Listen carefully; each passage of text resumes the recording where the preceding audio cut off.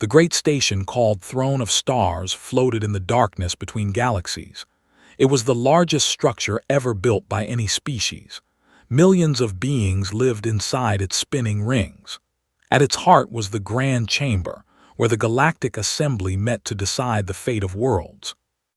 Park stood at the entrance of the Grand Chamber and took a deep breath. He was 62 years old, with gray hair and tired eyes. He had been a soldier once, fighting in the last wars on Earth before humanity united. Now he wore the simple black suit of a diplomat. Behind him stood his aide, Lieutenant, a young woman with sharp eyes who noticed everything. The doors opened and walked into the chamber. 47 species had sent their representatives. They sat in floating platforms arranged in a great circle, each platform designed for the specific needs of its occupants. The platform glowed with heat because the crystalline beings needed extreme temperatures to survive. The platform was reinforced with heavy metal because the armored warriors weighed as much as Earth vehicles. The platform was filled with water, and the tentacled telepaths floated inside, watching with eyes that never blinked. At the center of the chamber stood a single podium. This was where would speak. He walked to it slowly, feeling the weight of every alien gaze upon him. Some of those gazes were curious, most were dismissive, a few were openly hostile. High Arbiter floated down from his platform to preside over the hearing.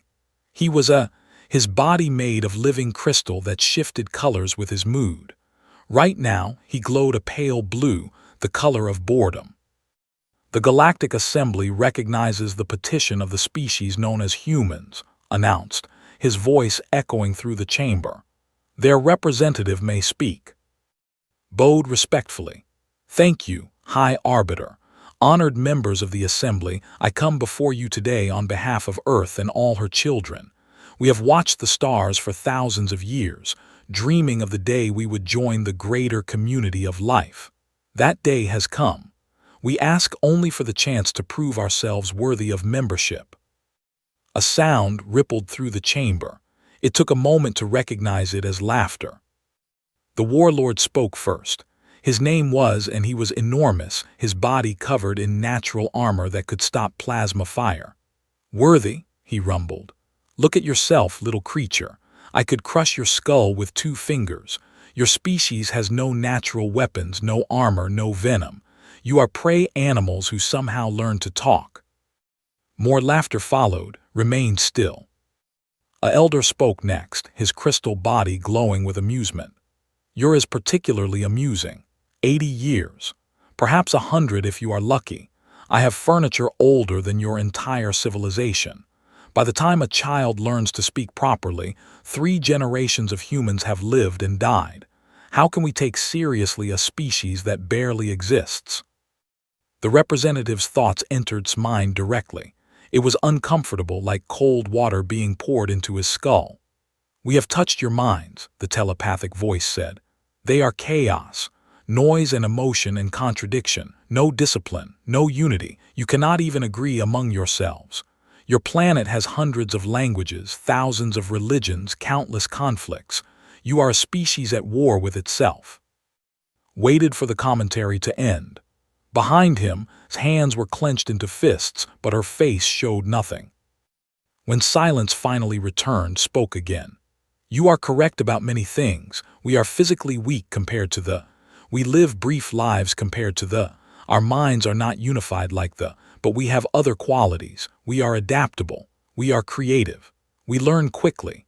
We have gone from stone tools to starships in 10,000 years, a blink of an eye by your standards. High Arbiter made a dismissive gesture. Many primitive species show early promise. It means nothing. The galaxy is full of dangers that require strength, longevity, and mental discipline. You possess none of these. The Assembly must consider the safety of its members. We ask only for the chance to prove ourselves, repeated. The vote was held immediately. It was not close. 43 species voted against humanity's membership. 3 abstained. Only 1 small species, the, voted in favor, and they were widely ignored, being considered almost as insignificant as humans. announced the verdict. Humanity is membership in the Galactic Assembly. Furthermore, the Assembly designates humanity as a Class 7 protected species. This means you are confined to your solar system for your own protection. Leaving your designated zone without permission is forbidden. Galactic patrols will monitor your space to ensure compliance. Protected species. Knew what that really meant. It meant humanity was being put in a cage. It meant the galaxy saw them as children too foolish to be trusted with freedom. He bowed again. I understand. Thank you for hearing our petition. As he turned to leave, the called out, Run home, little human. Build your little habitats. Play with your little ships. Perhaps in 1,000,000 years, if your species survives that long, you might evolve into something worth noticing. The laughter followed all the way to the door. The transport ship was silent on the journey back to Earth, sat across from, watching him carefully. His face was calm, but she could see something in his eyes that she had never seen before.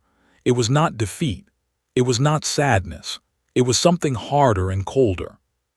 Ambassador, she finally said, I am sorry. I know you worked hard for this. Looked at her for a long moment. Then slowly, he smiled. It was not a happy smile. It was the smile of a man who had just learned something very important. Do not be sorry, Lieutenant. Today was a success. Blinked in confusion. A success. They rejected us, they laughed at us, they put us in a cage. Yes, agreed. And in doing so, they showed us everything we needed to know. He leaned forward. They showed us their arrogance. They showed us their technology. They showed us their weaknesses. Did you notice how the warriors carry no shields? They trust their natural armor. Did you notice how the vessels use power crystals that must be recharged every few days? Did you notice how they rely completely on their telepathic network for coordination? His eyes widened as she began to understand. Continued. They think we are weak because we die young and bruise easily. They do not understand what that means. They do not understand that every human achievement was built by people racing against death. They do not understand that we have been fighting for survival since the first human picked up a stone and faced down a predator 100 times stronger than himself. He pulled out a secure communication device and began typing a message. They gave us everything we need. They told us exactly how to defeat them, and they did it while laughing because they cannot imagine that prey animals could ever become predators. The message was short. It was encrypted with codes that would take even the most advanced alien technology centuries to break. It was addressed to Earth Command, to the secret council that had prepared for this exact outcome. The message read, They showed us everything, begin Phase 2. Put the device away and looked out the window at the stars. Somewhere out there, humanity's future was waiting. Not the future the aliens had chosen for them, not the cage, something else entirely. How long? Asked quietly. As long as it takes, replied. 50 years, 100, it does not matter. We are patient. And when the time comes, they will learn what happens when you laugh at humans. The transport ship flew on through the darkness, carrying 2 humans home to a world that was about to begin the greatest secret project in history. The stars watched in silence, unaware that everything was about to change. 50 years passed, and the galaxy forgot about humanity. The alien patrols came to Earth's solar system every few months. They scanned the planets, counted the ships, and filed their reports. The reports always said the same thing. The humans were behaving. They stayed inside their cage.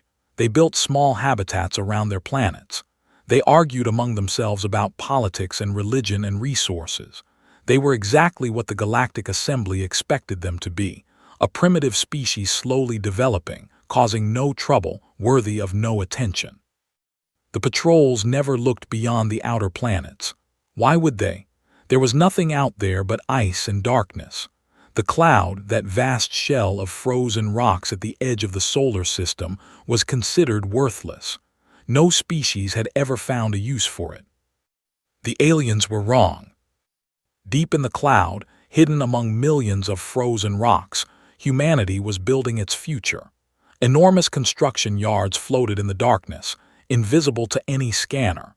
Factories the size of cities produced weapons and ships and technology. Millions of workers lived in secret stations, their existence unknown to the galaxy. Stood at the window of Station Omega, watching a new battleship take shape in the construction yard below.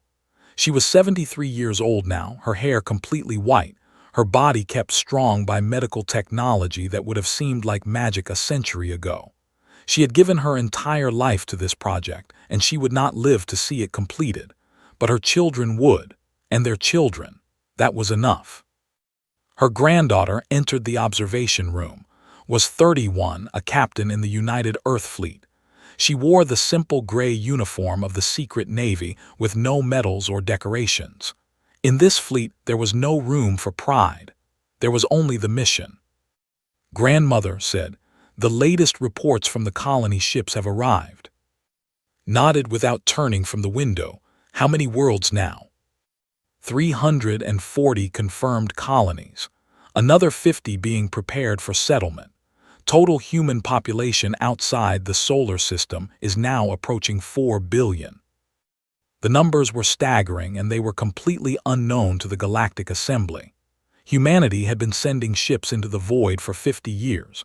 Small ships at first, carrying frozen embryos and automated systems. Then larger ships carrying actual colonists. They traveled to star systems that the galaxy considered worthless, too far from trade routes, too poor in valuable resources, too difficult to develop. What the galaxy did not understand was that humans did not need perfect worlds. They could live anywhere. They could adapt to anything. A planet with toxic air. They built domes. A world with crushing gravity. They modified their bodies. A frozen moon with no sunlight. They created artificial suns. Where other species saw worthless rocks, humans saw opportunities. Finally turned from the window, and the fleet. Checked her, 12,000 warships completed and ready. Another 3,000 in production. Fighter craft and support vessels number in the hundreds of thousands. The technology. We have matched or exceeded alien capabilities in every category. Our FTL drives are faster than crystal engines. Our weapons can penetrate armor.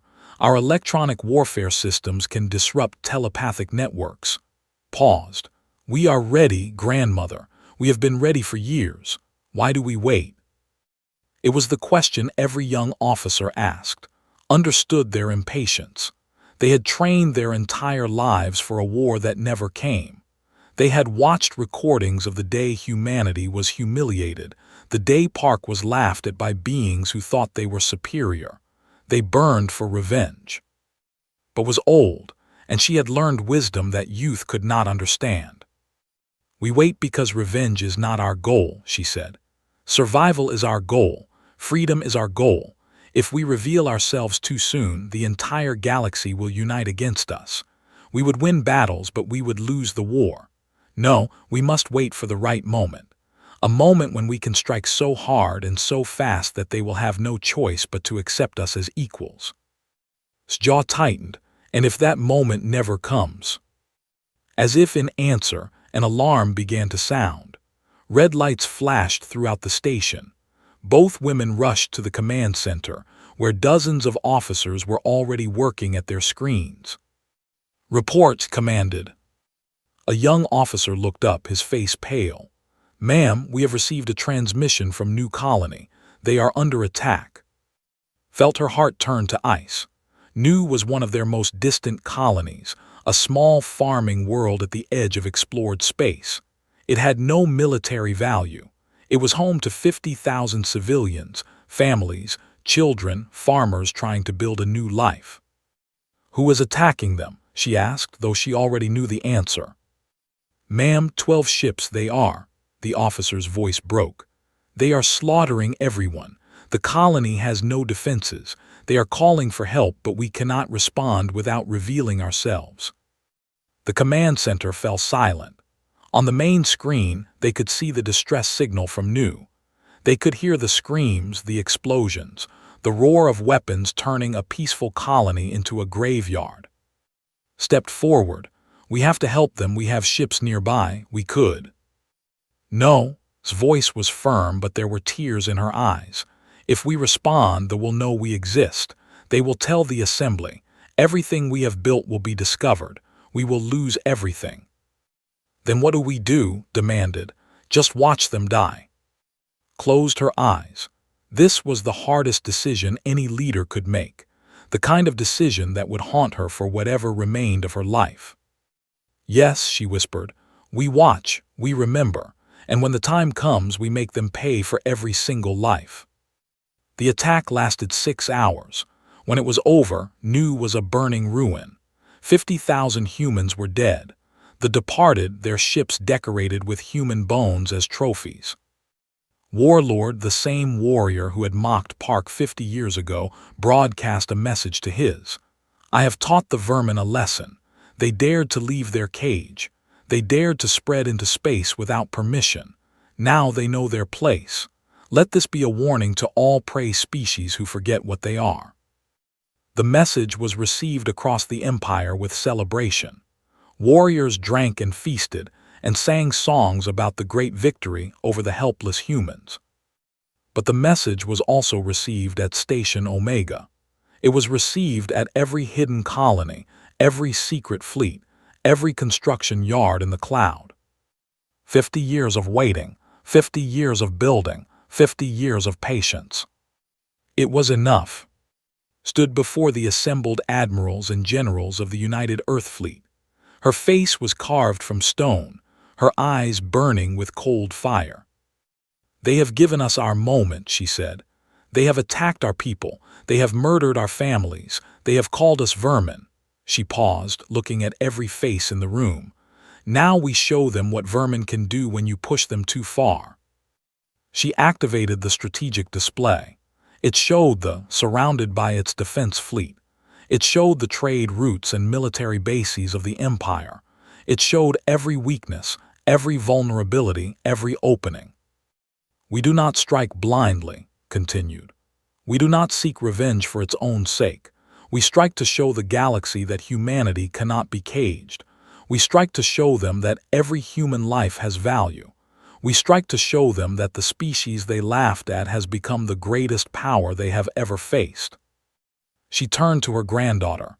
Captain, you will lead the first wave. Your target is your mission is simple, show them fear. Saluted, her eyes bright with tears and determination. It will be done, grandmother, for Nu. For Nu, the assembled officers repeated, for humanity. Across the secret colonies, across the hidden fleets, across the vast network that humanity had built in silence, the order went out. Millions of soldiers prepared for war. Thousands of ships activated their engines. The greatest military force the galaxy had ever seen began to move. And the galaxy had no idea it was coming. Warlord returned home as a hero. They welcomed him with celebrations that lasted for days. Warriors from across the empire came to honor him. Songs were written about his victory over the human vermin. Young children played games where they pretended to be, crushing imaginary humans beneath their feet.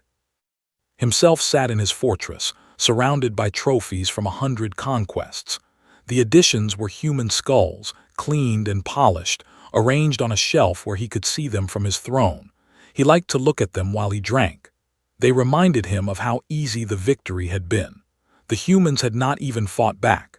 They had simply died, screaming and begging like the prey animals they were. 3 days after his return, something strange happened. A sensor officer in the Orbital Defense Command noticed an unusual reading at the edge of the system. It was small, barely visible, like a flicker of light. The officer almost ignored it. After all, they had nothing to fear. Their defense fleet was the largest in the quadrant. No enemy would dare attack them. But the flicker did not go away. It grew brighter.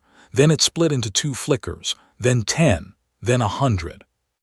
The officer's blood ran cold. He had never seen anything like this. The readings made no sense. According to his instruments, objects were appearing from nowhere, materializing out of empty space. That was impossible. FTL travel did not work that way. You could not simply appear in the middle of a star system. And yet the flickers kept multiplying. "Sir," the officer called to his commander, his voice shaking, "you need to see this." The commander looked at the screen and felt something he had not felt in centuries of service: fear. 800 ships now filled the sensors.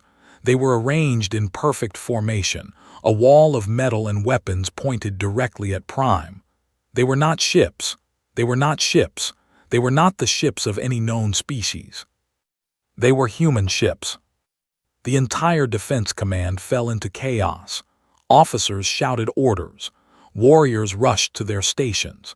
Communications flooded with confused, panicked voices demanding to know what was happening. And then, cutting through all the noise, came a single broadcast on all frequencies. "This is Admiral of the United Earth Fleet." The voice was calm and clear, speaking perfect. It echoed through every ship, every station, every screen on the planet below.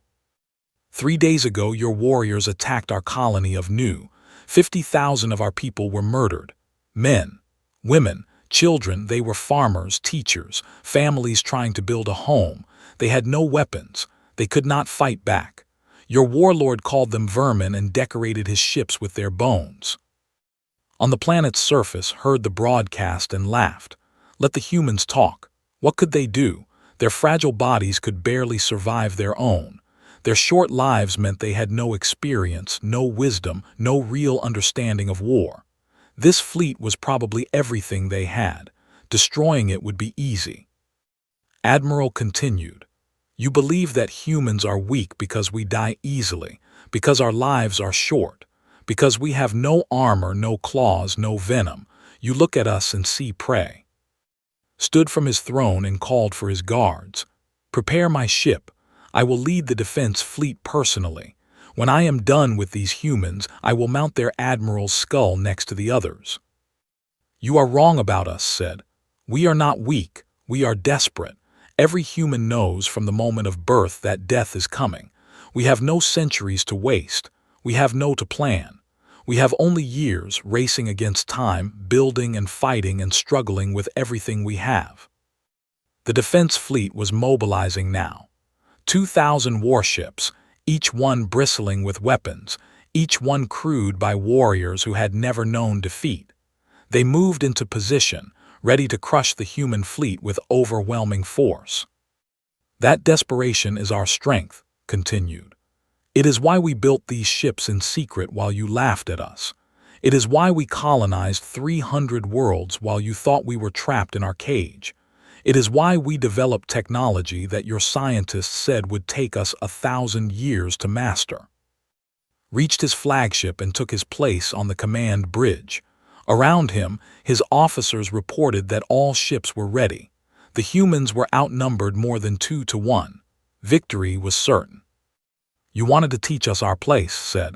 "Today we will teach you yours." The human fleet moved. Had seen many battles. He had fought against even a rogue faction that had challenged his authority. He understood tactics. He understood strategy. He understood the flow of combat. He did not understand what he was seeing now. The human ships did not attack in formation. They scattered, each vessel moving independently, weaving through space in patterns that seemed random but were somehow perfectly coordinated. They were fast, impossibly fast, dodging weapons while returning fire with pinpoint accuracy. The first ship exploded within 30 seconds of the battle starting. Roared orders at his officers: focus fire on the lead ships, box them in, use superior numbers to overwhelm them. These were tactics that had worked for centuries. They did not work today. Human missiles punched through armor like it was paper. Human targeting systems predicted movements before they happened. Human ships worked together in ways that seemed almost telepathic, but there was no telepathy, just humans communicating at speeds that could not match. 1 hour into the battle, his flagship was hit. The blast tore through the bridge, killing half his officers. Himself was wounded, green blood streaming from a gash in his armored hide. "Impossible," he whispered, staring at the tactical display. 300 ships were gone. The humans had lost perhaps 20. "Fall back," he ordered. "All ships fall back to planetary orbit." But the humans did not let them fall back. They pursued, relentless, destroying ship after ship. The defense fleet, the pride of the Empire, was being slaughtered. 2 hours later, it was over. The orbital defense grid was destroyed. Every major military station was burning. The space around Prime was filled with the wreckage of ships. And the human fleet remained, hanging in the sky like a judgment. Admiral broadcast again. "We have destroyed your fleet. We could destroy your planet. We could reduce every city to ash, kill every warrior, end your species forever. We have the power. You gave us the reason." On the surface, billions of waited in terror. They had never been invaded. They had never been defeated. They did not know how to process what was happening. "But we are not like you," said. "We do not slaughter the helpless. We do not murder civilians. We do not take trophies from the dead. We came here for one thing: justice." Human descended through the atmosphere. They landed outside the major cities, deploying soldiers in powered armor that made them the equals of any warrior. The humans moved quickly and efficiently, securing key locations with minimal casualties on either side. Within 6 hours, they had captured Fortress. The warlord was dragged before Admiral, who had come to the surface personally. Was a small man by standards, barely reaching his chest. But he stood without fear, looking up at the wounded warrior with eyes that held no hatred, only cold determination. "You killed 50,000 of my people," said. "You will stand trial for your crimes. The galaxy will see that humans are not vermin to be hunted. We are a people with laws and rights and dignity." Spat at its feet. "You are still prey. One victory changes nothing. The assembly will destroy you." Smiled slightly. "Perhaps, but they will not laugh at us again." The human forces the next day, taking and his raiders with them to face trial. They did not occupy Prime. They did not enslave its people. They did not demand tribute or territory. They simply left, their message delivered. Across the galaxy, the news spread like wildfire. The humans had emerged. The humans had technology beyond anything the Assembly had predicted. The humans had defeated thee in their own system and walked away. Everything the galaxy thought it knew about humanity was wrong. And in the quiet spaces between the stars, the rest of the human fleet waited, watching, ready for whatever came next. The Galactic Assembly had not seen such chaos in 10,000 years. Representatives from every species screamed at each other across the grand chamber. Accusations flew like weapons. The demanded revenge. The demanded explanations. The demanded calm, their telepathic voices struggling to be heard above the noise. At the center of it all, High Arbiter tried to maintain order. His crystalline body pulsed with colors of stress and anger. This was supposed to be impossible. The humans were supposed to be primitive. They were supposed to be contained. They were supposed to be nothing. How had everything gone so wrong? Intelligence reports flooded in from every corner of the galaxy, each one more alarming than the last. Human colonies had been discovered in sectors that no one had bothered to explore. Human trading posts were operating at the edges of known space, dealing with minor species who had been ignored by the major powers. Human diplomats had been quietly building relationships for decades. And the fleet, the terrible, impossible fleet. 12,000 warships, the intelligence director reported, his voice trembling. "That is our conservative estimate. The actual number may be higher. Their technology equals or exceeds our own in every category. Their FTL drives use principles we do not understand. Their weapons are designed specifically to counter our defenses." "How?" a general demanded. "How did they build all this without us knowing?" They hid in places we considered worthless, the director explained. They built in the darkness at the edge of their system. They colonized worlds we thought were useless. They did everything we told them they could not do, and they did it while we were watching them do nothing. Struck his platform with a ceremonial staff, demanding silence. The chamber slowly quieted. The question is not how this happened, said. The question is what we do now. The humans have humiliated they have proven that they are a threat. If we do nothing, every minor species in the galaxy will see that the assembly is weak. Our authority will collapse. He paused, looking around the chamber. There is only one option. We must unite. We must crush the human threat before it grows any stronger. The vote was held immediately. 40 species voted in favor of war. 3 abstained. 4 voted against, including who argued that the humans had only been defending themselves. No one listened to no one ever did. Over the next 6 months, the greatest fleet in galactic history was assembled. They contributed their crystal dreadnoughts, ancient ships that had been in service for. They provided their armored warships and their fierce warriors, hungry for revenge. They brought their telepathic coordination vessels, capable of linking thousands of minds into a single tactical network. 40,000 warships, billions of soldiers, resources from 100 worlds, all focused on one goal, the destruction of humanity. The fleet gathered at the Veil Nebula, a vast cloud of gas and dust at the edge of human-controlled space. From here, they would launch their attack, sweeping through human colonies one by one until nothing remained. On the bridge of the command ship, the coalition admirals met to finalize their plans. They represented the greatest military minds of the galaxy.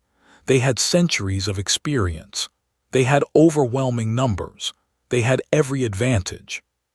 They were absolutely certain of victory. On the other side of the nebula, the human fleet waited. Supreme Commander stood on the bridge of the Eternal Dawn, studying the enemy formation. She was 44 years old, with short black hair and eyes that had seen too much death. She had been a lieutenant during the attack on Nu, helpless to save her friends and colleagues. She had sworn then that she would never be helpless again. Her officers surrounded her, all of them young by galactic standards. The oldest was 52. Most were in their 30s. To they were bobbies playing at war. But they had trained their entire lives for this moment. Every simulation, every exercise, every study of alien tactics had led here. They knew their enemy better than the enemy knew itself. They outnumber us more than 3 to 1, Admiral No reported.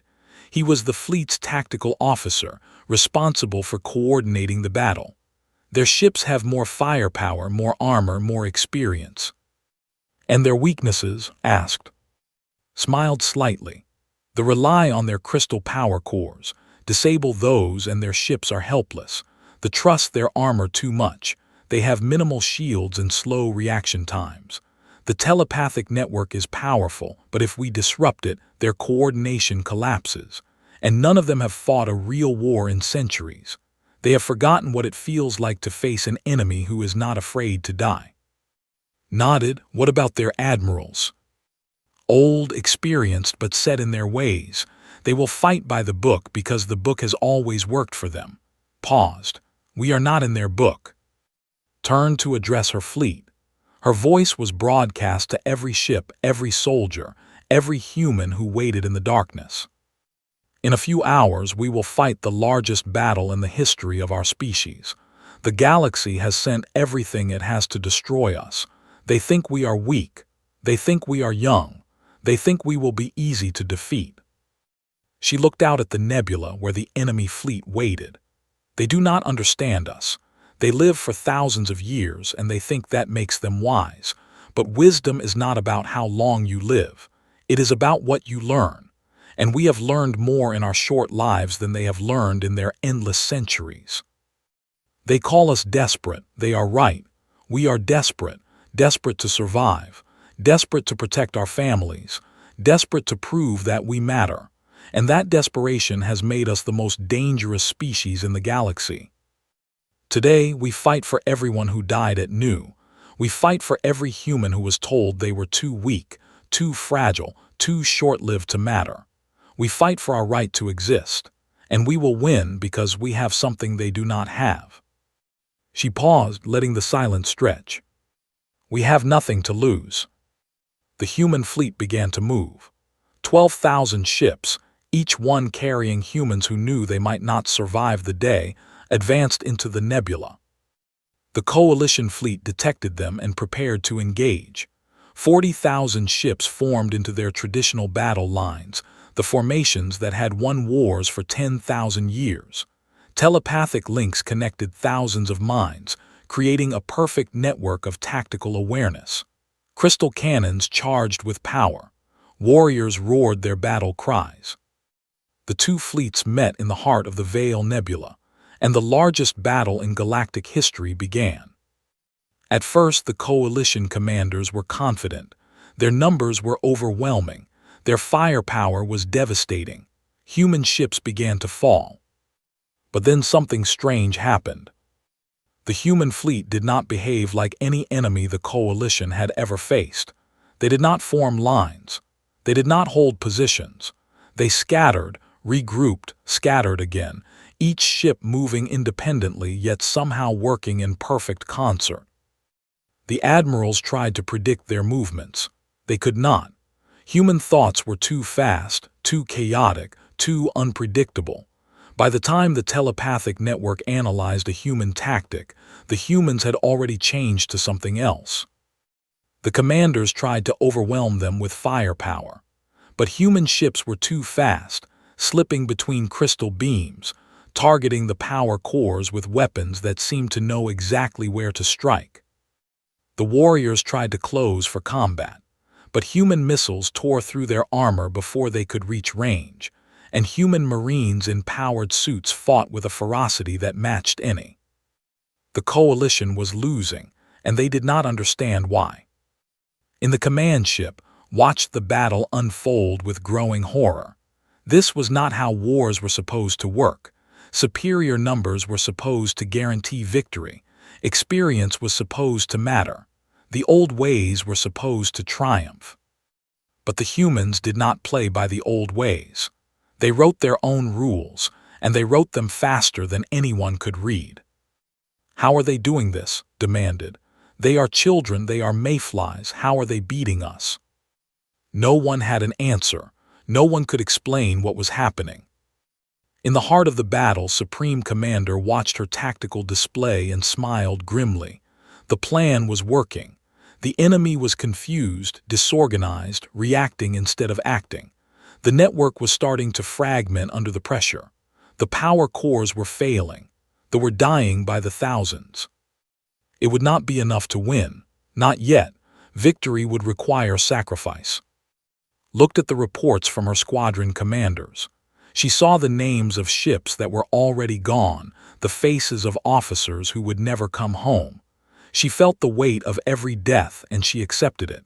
That was what it meant to be human. You lived with the knowledge that death was coming, and you chose to fight anyway. The battle was far from over, but the outcome was no longer in doubt. The galaxy was about to learn the truth about humanity. They were not weak. They were not prey. They were the most terrifying thing the universe had ever produced, a species that had turned its own mortality into a weapon. The Battle of the Veil Nebula lasted 18 hours. When it was over, the nebula itself had changed. The gas clouds glowed with the fires of burning ships. Debris fields stretched for millions of kilometers. The darkness of space was lit by explosions that would continue for days as damaged reactors finally gave out. The coalition fleet was broken. 31,000 ships destroyed or disabled. Billions of soldiers dead or captured. The greatest military force the galaxy had ever assembled had been shattered by a species that lived for less than a century. The human fleet had paid its own price. 2,000 ships were gone. Hundreds of thousands of humans had died. But the survivors remained in formation, their weapons still ready, their spirits unbroken. Supreme Commander looked at the field of destruction and felt no joy. She had sent good people to their deaths. She had ordered attacks that she knew would be fatal for those who carried them out. She had done what was necessary, and she would carry that weight for the rest of her life. But they had won. Against all odds, against an enemy that outnumbered them 3-1, they had won. Lieutenant Shin woke up in the medical bay of the rescue ship Hope of. He was 26 years old, and he should have been dead. His frigate squadron had been assigned the most dangerous mission of the battle, a direct assault on the command ship. The telepathic network was the backbone of the coalition fleet. It connected thousands of minds, allowing them to coordinate with perfect precision. As long as that network existed, the coalition could fight as one. Had led 12 frigates directly into the teeth of the defenses. They had no chance of survival, everyone knew that. They went anyway. 11 frigates were destroyed in the approach. Only's ship reached the target zone. His crew was dead. His engines were failing. His weapons were almost depleted. He had one chance, one moment to make everything count. The shield gap in the command ship was barely large enough for a missile. Had fired everything he had left, then aimed his dying frigate at the gap and accelerated. The explosion had been visible from across the battlefield. The network had collapsed instantly. Thousands of telepathically linked minds were suddenly alone, confused, unable to coordinate. The coalition fleet had gone from a single unified force to 40,000 individual ships, each one fighting blindly. That was when the humans had truly begun to win. Looked down at his body. His left arm was gone, replaced by emergency stabilizers. His chest was covered in burn patches. He had been pulled from the wreckage by a rescue team that had not expected to find anyone alive. "How many of my people made it?" he asked the doctor. The doctor hesitated. "3 others from your squadron, Lieutenant, out of 140. Closed his eyes. He wanted to cry, but the tears would not come. He was too exhausted, too drained. Later he would mourn. For now he simply breathed and was grateful to be alive. In another part of the battlefield, they were still searching for survivors from the cruiser Indomitable. Captain IM had commanded the Indomitable during the battle. She was 31 years old, one of the youngest cruiser captains in the fleet. Her ship had been part of the main assault force, tasked with breaking through the defensive line. They had formed a wall of crystal dreadnoughts, their ancient ships creating a barrier that seemed impenetrable. Human weapons could damage them, but not quickly enough. The battle was turning against humanity. Had seen only one option. She had ordered her crew to the escape pods. Most of them had made it. Then she had aimed her ship at the center of the line and accelerated to maximum speed. They had tried to stop her.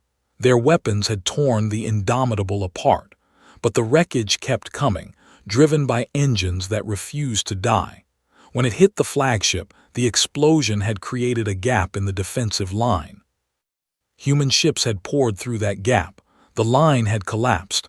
The path to victory had opened. Captain IM had died smiling. The rescue teams found her body in what remained of the bridge, her hands still on the controls. She had given everything she had, and it had been enough. Her name was added to the memorial roll. She would not be forgotten. When the last coalition ship surrendered, Supreme Commander broadcast a message across all frequencies.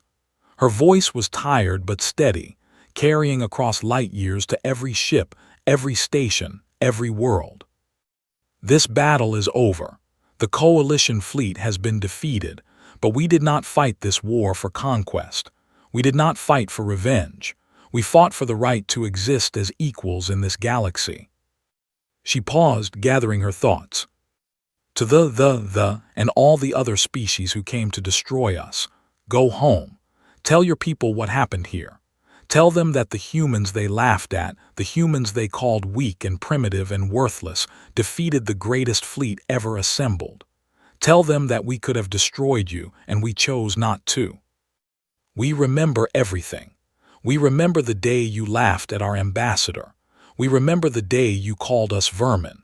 We remember new and the 50,000 innocent people who died because you thought you could murder us without consequence. But we are also capable of forgiveness. If you are willing to learn, if you are willing to change, if you are willing to see us as equals, not as prey.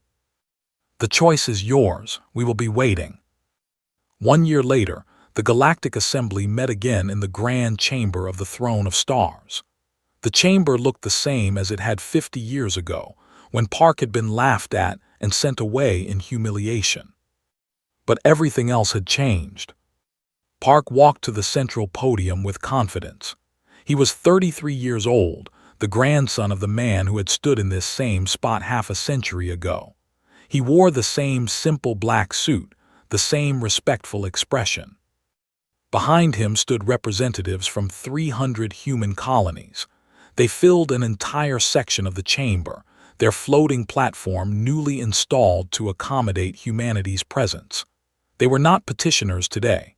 They were founding members of a reformed Galactic Assembly. High Arbiter presided over the ceremony. His crystalline body had lost some of its luster since the war. He looked older, if such a thing was possible for a being that lived for.